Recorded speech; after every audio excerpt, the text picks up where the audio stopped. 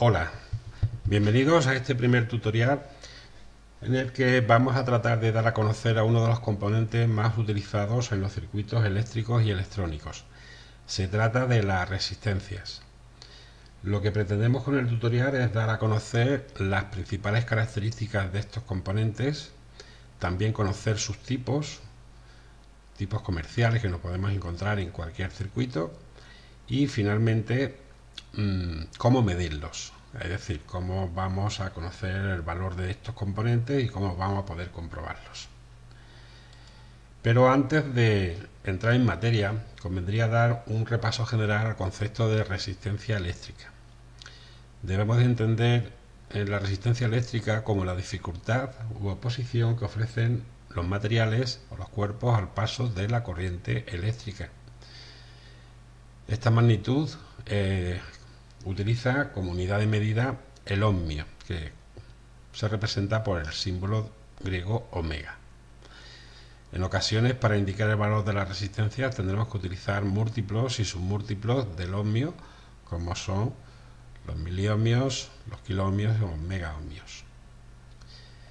Bien, los materiales pueden ofrecer una mayor o menor resistencia en función de el propio material, de sus características físicas y también de sus dimensiones, además de la temperatura que estos pueden alcanzar.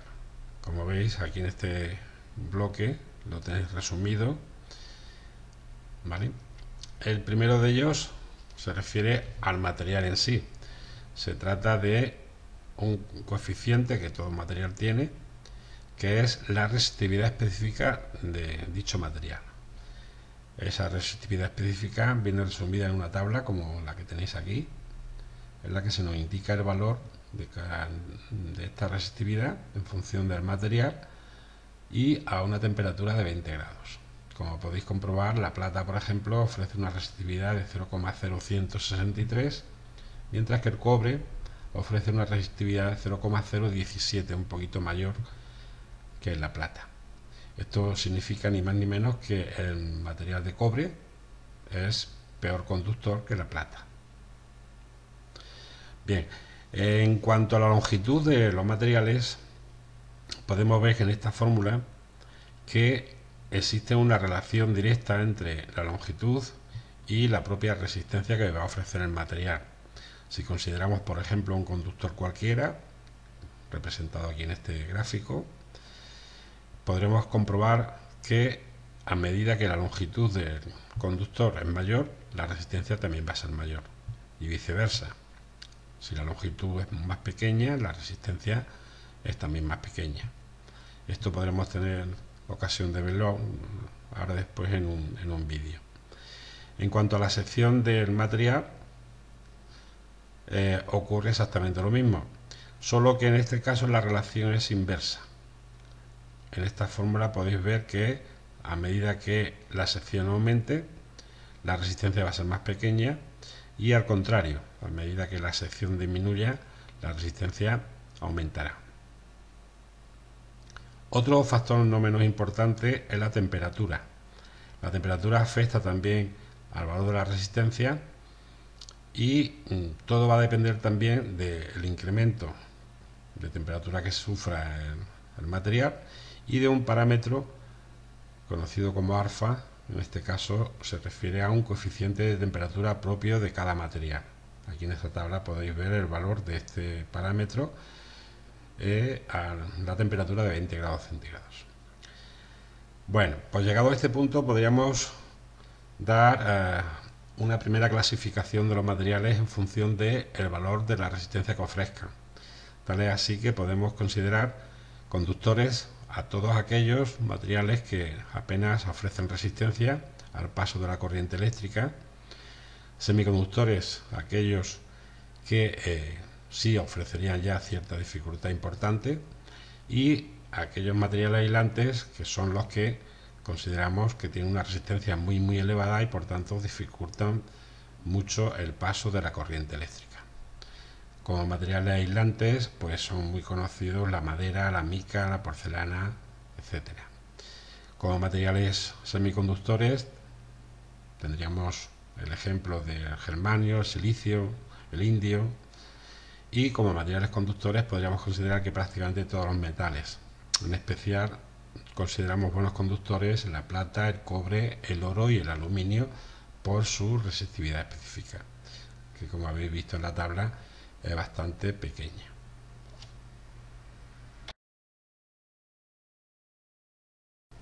Bueno, y para demostraros que efectivamente lo que hemos comentado antes respecto a los factores que influyen en la resistencia de los materiales pues funciona, aquí os he preparado 3 conductores de los que usamos habitualmente en las instalaciones eléctricas. Los 3 son de cobre y los 3 miden aproximadamente 1 metro de longitud. Bueno, para medir la resistencia de estos vamos a utilizar un polímetro que ya más adelante explicaremos, y en primer lugar vamos a demostrar cómo afecta la longitud a la resistencia. Como veis, si medimos este conductor nos ofrece una resistencia de 1,4 ohmios. Bien, para simular lo que sería una mayor longitud, pues lo que vamos a hacer es ni más ni menos que unir, conectar en serie otro conductor, ¿vale? Idénticas características, pero que en este caso tendríamos una longitud total de 2 metros. Comprobaremos que efectivamente la resistencia se incrementa. Por tanto, se cumple la primera condición, y es que a medida que la longitud de los conductores aumenta, la resistencia también aumenta. Esto lo tenéis aquí resumido. Esto también se produce a la inversa, es decir, que si la longitud disminuye, como es lógico, la resistencia tiene que disminuir también. Bien, para demostraros ahora que la absorción también es importante y es un factor determinante en la resistencia de estos materiales, pues volveremos a comprobar cómo efectivamente nos ofrece este conductor de una sección muy pequeña, de 0,5 milímetros cuadrados de sección, nos ofrecía una resistencia de 1,4, ¿verdad? Bien, si lo comparamos con este otro, que es un cable de la misma longitud, pero que, como se puede comprobar, tiene una sección bastante mayor, concretamente es de 6 milímetros cuadrados de sección, pues veréis que efectivamente aquí la resistencia es bastante menor. Por tanto, también en la fórmula se cumple que si la sección aumenta, la resistencia disminuye, y viceversa. Si la sección disminuye, la resistencia aumenta. Bien, para ahora ver la relación entre la resistencia y la temperatura, algo que os recuerdo cuando indicaba esta fórmula, vamos a utilizar una pequeña lámpara que os he preparado aquí, que es de filamento. Por tanto, lo que se ilumina es un pequeño filamento hecho de un material llamado wolframio, que alcanza una temperatura bastante elevada cuando se pone incandescente. Bueno, pues antes de conectarla, lo que vamos a hacer es medir la resistencia que ofrece ese filamento. Como veis, es una resistencia muy pequeña. Veremos si hacemos el contacto. Esto es importante porque el propio óxido que forma en los contactos nos hace algunas veces falsear la lectura. Veis que la resistencia que ofrece ahora mismo el filamento es de 2,4 ohmios. El filamento ahora mismo está frío y por tanto esa es la resistencia que nos ofrece. Si ahora conectamos, lo que va a ocurrir es que el filamento se va a iluminar, va a alcanzar una temperatura muy elevada. Lo dejaremos un ratito para que tome su temperatura. E inmediatamente lo que vamos a hacer es medir la resistencia que nos ofrece ahora este filamento, pero ya en caliente. Entonces comprobamos que efectivamente la resistencia aumenta, tal tal como lo expresa nuestra fórmula ya conocida. A medida que la lámpara se va enfriando, el filamento se va enfriando, como veis la resistencia va disminuyendo.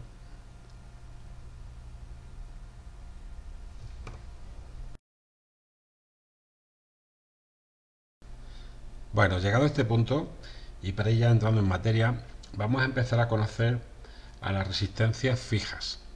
Las resistencias fijas, como su nombre indica, se construyen para ofrecer un valor resistivo lo más estable posible. Como veis en pantalla, pueden este tipo de componentes adoptar diferentes formas y tamaños. Todo va a depender en función de la potencia que estas resistencias han de disipar. No obstante, antes de hablar de esto, vamos a referirnos a su forma de construcción. Aquí en pantalla veis una de las más habituales, que son las resistencias construidas mediante película de carbón. En su construcción lo que se hace es depositar una fina película de este material sobre un soporte, de tal manera que la finalización de estos componentes se hace mediante unos casquillos metálicos a los que hay soldados unos terminales, que son los que después usaremos para conectar estos componentes a los circuitos. Hay un caso especial de resistencias, que son las resistencias de tipo SMD, que son estas que tenéis aquí en imagen, y que como característica principal tienen que son muy pequeñas, considerablemente pequeñas si las comparamos con las anteriores. Son resistencias, por tanto, que van a permitir una escala de integración en los circuitos muy alta, y eso va a permitir lógicamente que los circuitos cada vez sean más pequeños. El fabricante, para indicar el valor de estos componentes, puede utilizar dos métodos: o bien marcar el propio componente con el valor, o bien utilizar unas bandas de color que nos van a expresar el valor en ohmios de la propia resistencia. Tal es así que tendremos que utilizar un código de colores que después veremos y que nos va a permitir identificar pues eso, el valor propio de cada resistencia. Hemos hablado antes del tamaño. El tamaño de las resistencias va a depender en gran medida de la potencia que éstas han de disipar. Tened en cuenta que una resistencia, al circular corriente a través de ella, pues lógicamente se va a calentar, y si no son capaces de disipar el calor, pues lógicamente se pueden destruir. Es habitual en este tipo de resistencias encontrarnos potencia de disipación de 1/8 de vatio hasta 2 vatios. Bien, otra característica importante que tenemos que tener en cuenta a la hora de seleccionar una resistencia u otra es la tolerancia. La tolerancia respecto al valor resistivo del componente. Esto no es ni más ni menos que el margen de error sobre el valor propio del componente. De tal manera que no podemos encontrar tolerancias que pueden ir desde el 0,5% para las resistencias más precisas hasta valores del 20%. Pero lo habitual es no utilizar resistencias del 5 y del 10%.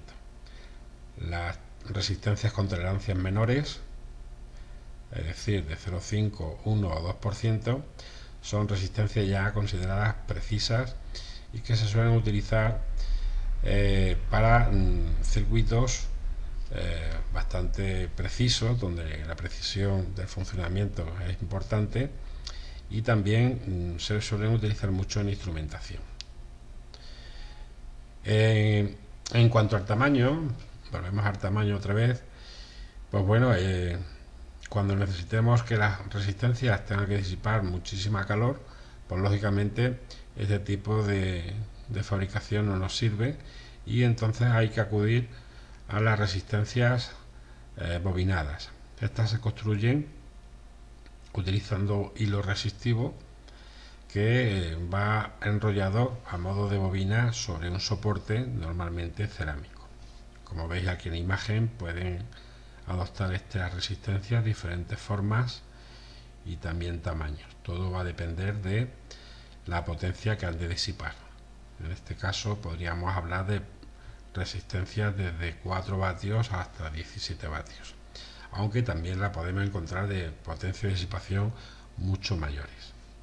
Un caso especial es este que tenéis aquí en pantalla, que estoy marcando, que serían resistencias que utilizan un encapsulado metálico que normalmente es de aluminio y que le va a servir como soporte para disipar una mayor cantidad de calor.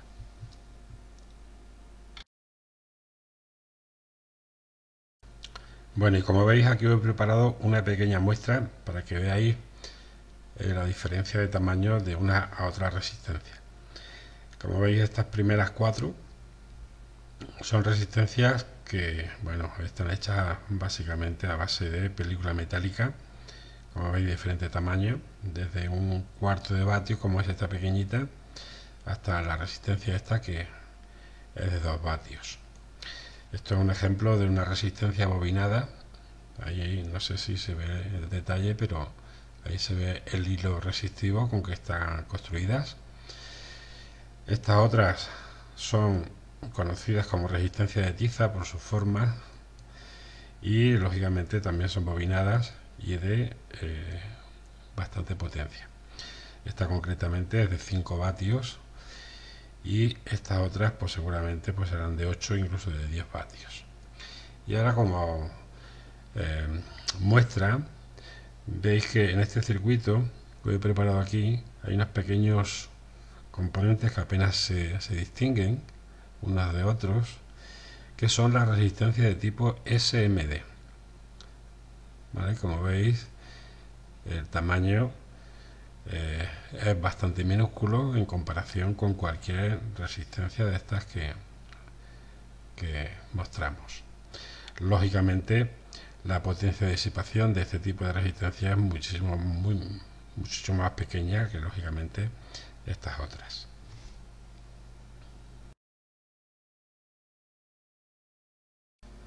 Otra cuestión importante es poder distinguir a las resistencias de cualquier otro componente electrónico que podamos encontrarnos en un circuito.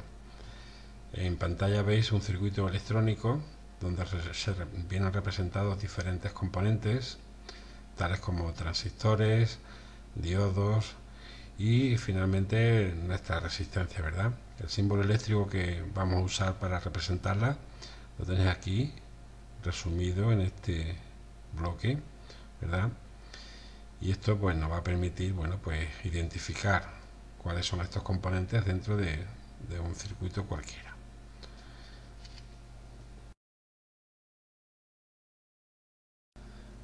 Tal y como dijimos antes, algunas resistencias expresan su valor utilizando para eso una serie de bandas de color.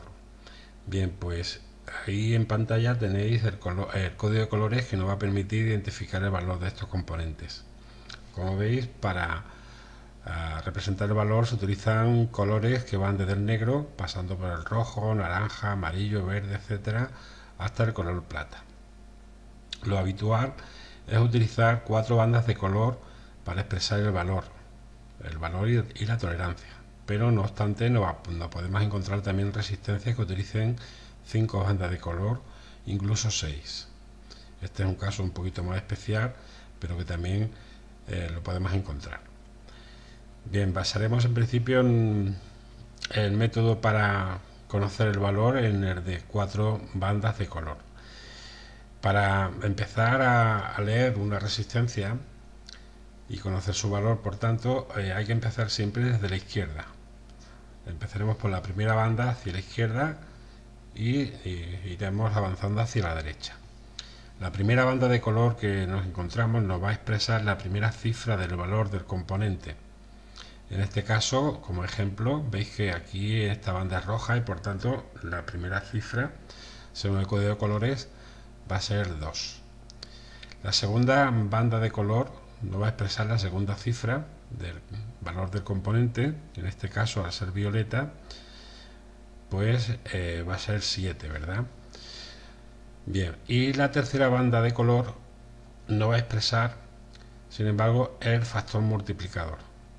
En este caso, puesto que se trata del color naranja, pues el factor multiplicador va a ser de 1000, exactamente de 1000. De tal manera que lo que tenemos que hacer ahora para conocer el valor de la resistencia es multiplicar las dos primeras cifras, es decir, 27 por 1000. Esto nos da un valor de la resistencia de 27.000 ohmios o 27 kiloohmios. La cuarta franja en este caso, y además se distingue porque suele estar un poco más separada del resto de las bandas, no expresa la tolerancia del componente. Aquí lo que se va a encontrar habitualmente son colores como el oro y la plata, para expresarnos tolerancia del 5 y del 10% respectivamente, ¿no? Pero también para aquellas resistencias más precisas podemos encontrar o bien el color marrón o bien el rojo. En este caso, como esta resistencia, el color que marca es el oro, pues va a ser una resistencia de un 5% de tolerancia. En las resistencias con 5 bandas de color, las tres primeras nos van a indicar cifras. Luego, este tipo de resistencias con 6 bandas van a ser más precisas, ¿verdad?, en cuanto al valor. Concretamente en esta, la primera banda, al ser marrón, nos expresa la primera cifra, que sería 1. La segunda banda de color, en este caso es verde, por tanto la cifra es 5. La tercera, en este caso es el negro, y por tanto la tercera cifra es 0. Tendríamos entonces como base una cifra de 150, a la que hay que añadir el número de ceros que nos indique el factor multiplicador, que en este caso es el rojo, son dos ceros. Es decir, tendríamos que multiplicar 150 por 100. Y esto nos arroja una resistencia final de 15 kiloohmios. Las resistencias de 6 bandas de color, que como he dicho antes son más raras de encontrar, bueno, pues las 4 primeras cifras nos van a indicar el valor, al igual que en las anteriores, las 3 primeras para la cifra y la cuarta para el factor multiplicador. La quinta banda de color nos va a expresar la tolerancia, y finalmente la sexta, más hacia la derecha, la última a la derecha, mejor dicho, nos expresa el coeficiente de temperatura de esa resistencia. Aquí en este gráfico veis una resistencia ampliada, donde se puede ver claramente los colores, y por tanto el valor que arroja esta resistencia sería de 120 kiloohmios. Al ser la primera banda marrón, la segunda roja y la tercera amarilla, pues nos da un valor de 120 kiloohmios. Y la tolerancia, al ser plata, pues arroja un valor de más o menos el 10%. Bueno, es fácil que en internet nos podamos encontrar algunos programas gratuitos como este, que os muestro aquí en pantalla, y que sobre todo para los más novatos en este tema, pues se pueden iniciar en la lectura de resistencias. Como veis, aquí podemos modificar el color de cada banda, y el programa directamente nos va a expresar, como veis, la resistencia que ofrece el componente. En el caso este, por ejemplo, pues tendríamos una tolerancia del 10%.